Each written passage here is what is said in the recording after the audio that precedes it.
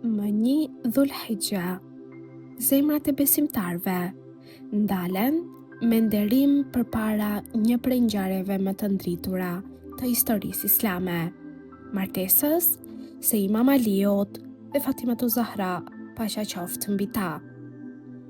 Ishte bashkimi i 2 dritave që Allahu i Madhëruar i zgjodhi për të qenë shembulli më i pastër i dashurisë, besimit dhe sakrificës.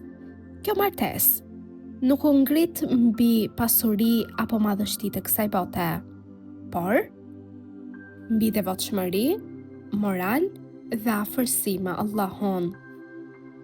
Në atë shtëpi të bekuar, u bashkuan zemra që jetonin vetëm për të vërtetën dhe për kënaqësinë e Krijuesit.